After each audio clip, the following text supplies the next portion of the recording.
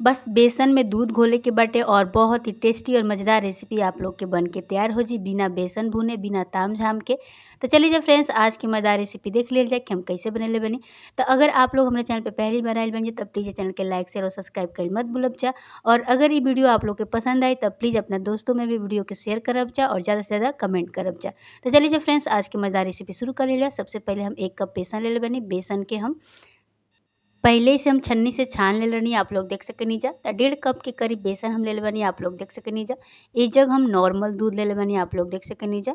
तो जितना हमनी के बेसन ले रहनी जा उतना हमनी के दूध लेवे के बाटे, देख सकेनी जा।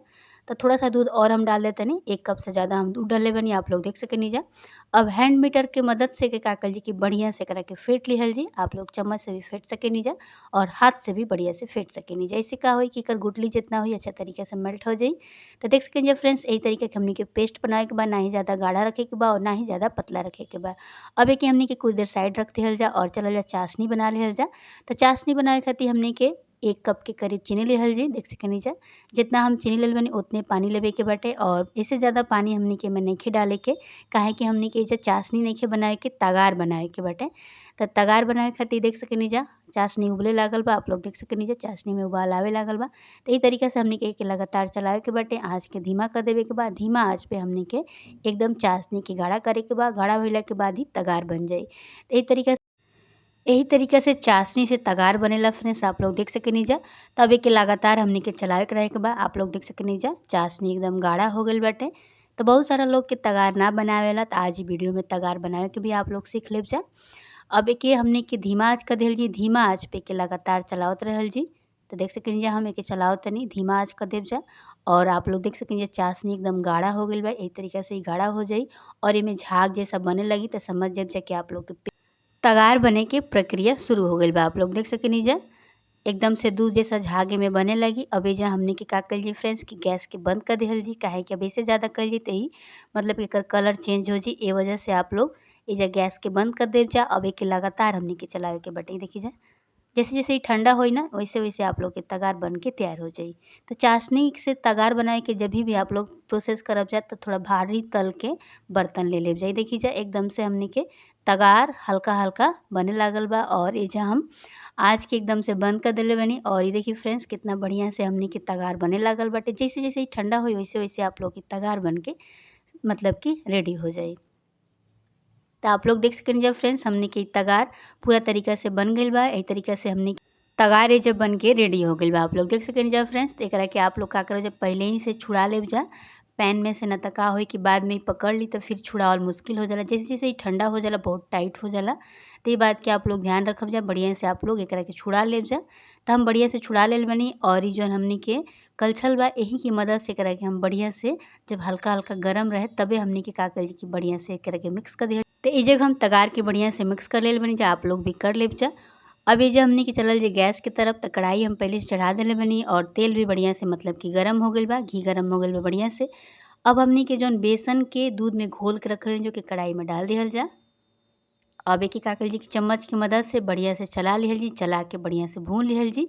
अब एइजा हमनी के धीमा आँच कर देहल जी, धीमा आँच पे एके बढ़िया से लगातार चलाते हुए भून लिहल जी, ताकि बढ़िया से ही मतलब कि पक जाए और कच्चापन ना रहे और कढ़ाई में ना पकड़े। ए वजह से आप लोग एके लगातार चलावत रहब जा। तो ये देखिए जब फ्रेंड्स बढ़िया से ई तरीका से हमनी के चला लेवे के बाटे और चला-चला के बेसन के धीमा आँच पे भून लेवे के बाटे। ई देखी जा अब एइजा हमनी के आँच के धीमा कर दिहल जी। धीमा आँच पे भूनला से का होई कि आप लोग के बेसन जौन बा बढ़िया से भुना जाई और एमे कच्चापन ना रही। तेज़ आँच पे का होई कि जल जाई और फिर कच्चापन रही और आप लोग के जौन मिठाई बनी ओमे थोड़ा कच्चा-कच्चापन आवे लगी। ए वजह से आँच के धीमा कर लेब जा। धीमा आँच पे कम से कम 15 मिनट एकरा के आप लोग भून लेब जा। 15 मिनट से ज़्यादा भी हो सकेला, कम मत करब जा।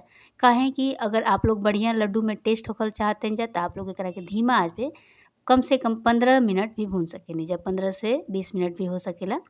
यही तरीका से लगातार चलावत रहे के बाटे और एकरा के भूने के बाटे। ऐसे का होई कि बेसन बढ़िया से भुना जाई और फिर हमनी के जो मिठाई बनी ओकर टेस्ट बहुत ही अच्छा आई।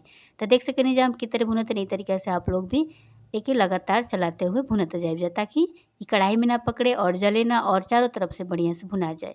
और जब आप लोग के बेसन भुना जाई तो एमे से बहुत ही बढ़िया खुशबू आवे लगी। आप लोग के समझ में आ जाई कि बेसन भुना गइल बाटे।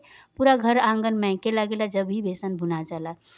और कुछ लोग का करेला कि बेसन ना भुनेला, ओकरा बाद जब उ लड्डू बनावेला तो ओकर बेसन के लड्डू एकदम कच्चा-कच्चा बनावे लागेला और बाद में लोग कहेला कि आप लोग नइखी जा बतइले और फिर हमनी के सारा खराब हो गइल हटे। तो इ सब मतलब आप लोग मत कमेंट करके बताइब जा, काहे कि जौन भी हमनी के बतावनी जा कुछ गलत ना बतावनी जा और आप लोग के समझ में ना आवेला, काहे कि आप लोग पूरा वीडियो ना देखनी जा ए वजह से। और अगर आप लोग पूरा वीडियो देखब जा त आप लोग के समझ में आई कि पूरा वीडियो कैसे बनल बाटे और इ रेसिपी कैसे बनल बाटे। तो देख सकेनी जा फ्रेंड्स, बढ़िया से हम बेसन के भून लेले बानी और बेसन से बहुत ही सुंदर-सुंदर खुशबू आवताटे और धीमा आँच पे करब जा त बढ़िया से भुना जी। तेज़ आँच कबो मत करब जा, ना त आप लोग के बेसन खराब हो जाई। अब एजा एगो बर्तन में निकाल लिहल जी, काहे कि बेसन के हमनी के बढ़िया से भून लेले बानी जा। अब एजा आप लोग अपना पसंद से ड्राई फ्रूट्स भी एमे काट के डाल सकेनी जा। तो ये देखिए फ्रेंड्स, अब एके ठंडा होखे देल जा हल्का-हल्का। अब एजा हमनी के जौन तगार बना के रखले बानी जा ओकरा के हम मिक्स कर लेले बानी। देखी एकदम चीनी जैसा मिक्स कर देले बानी। अब एके हमनी के थाली में डाल दिहल जी और बेसन और तगार के आपस में मिक्स कर लिहल जी हाथ से चाहे चम्मच से। तो पहले मिला लिहल जा एकरा के, हल्का अभी गरम बा तो बाद में हाथ से हमनी के मिलावल जी, पहले चम्मच से मिला लिहल जा। तो देख सकेनी जा फ्रेंड्स, तो एजे हम बेसन और तगार के आपस में मिक्स कर लेले बानी, देख सकेनी जा। अब एजे हमनी के लड्डू बनावे के प्रक्रिया शुरू कइल जी। तो पहले हाथ से एकरा के मिक्स कर लिहल जा। जब ये हाथ से आप लोग के मिक्स ना होखे तो थोड़ा सा एकरा के आप लोग मिक्सी जार में डाल के हल्का सा घुमा लेव जा। तो फिर आप लोग के बढ़िया से पेस्ट बन के तैयार हो जी लड्डू खातिर। तो ये देखिए फ्रेंड्स, बढ़िया से एकरा के 10 मिनट ए तरीका से छोड़ देव जा, तभी बढ़िया से सेट हो जी। और ओकरा बाद हमनी के लड्डू बनावल जी। तो चलिए जब लड्डू बनावल शुरू कइल जा, काहे कि हमनी के पेस्ट बढ़िया से तैयार हो गइल बा लड्डू बनावे खातिर। तो ये देखिए फ्रेंड्स, कितना बढ़िया से हम लड्डू बनावत हनी। अपना हिसाब से आप लोग छोटा बड़ा कर लेव जा और साइज़ आप लोग माप के भी बना सकेनी जा। अगर एक ही साइज़ के बनावल चाहतनी जा तो हम एक ही साइज़ के नइखी बनावत, हम अपना हिसाब से बनावत हनी। तो आप लोग अपना हिसाब से बना लेव जा और यही तरीका से हमनी के लड्डू बना के कोनो बर्तन में रख लेव जा। तो चलिए दूसरा वाला लड्डू आप लोग के बना के दिखावत तनी। देखिए फ्रेंड्स, जैसे-जैसे ही मतलब हल्का-हल्का ठंडा होखत जाई वैसे-वैसे आप लोग के लड्डू बने लगी। और अगर लड्डू ना बने थोड़ा-सा एमे घी डाल लेव जा और हाथ में घी लगा के बढ़िया से लड्डू बना के तैयार कर लेव जा। और घी ना होके तो हल्का सा हाथ में पानी भी लगा के आप लोग लड्डू बना के तैयार कर लेव जा।